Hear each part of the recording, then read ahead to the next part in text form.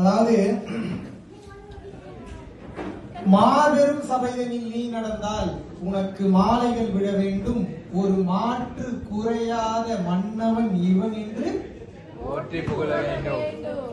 தெளிவா எல்லா பாட்டும் தெரியாது, தெரியாத மாதிரியே உட்கார்ந்து கிளாஸ் முடிகிற வரைக்கும் போற்றி புகழ வேண்டும். அப்படின்னா என்ன அர்த்தம்? மாபெரும் சபைதனில் நீ நடந்தால், அவ்வளோ பெரிய சபை நீ நடந்து போனா நீ யாருன்னு தெரியணும். இவன் எதுக்குமே சளைக்காதாள்றா, அவன் எதா இருந்தாலும் ஜெயிச்சிருவான்ற அந்த நம்பிக்கை ஒவ்வொரு மனிதருக்கும் உன் மீது வந்து விட்டது என்றால் நீ ஒரு மிகச்சிறந்த அரச குடியை சேர்ந்தவன், நீ ஒரு அரசன் என்கின்ற தன்மையை அடைந்து விட்டாய் என்று இதுக்கு முன்னாடி இந்த பாடல்கள் சொல்லுது. அதை கடந்த நிலையில் பார்க்கும்போது, வருவதை கண்டு மயங்காமலும் போவதை கண்டு கலங்காமலும் எவன் ஒருவன் சமநோக்கத்தோடு, எப்படி சமநோக்கத்தோடு, அதை நியூட்ராலிட்டி ஸ்டேட்னு சொல்லுவாங்க. சமநோக்கத்தோடு இருக்கிறானோ துன்பம் அவனை நெருங்குவதில்லை.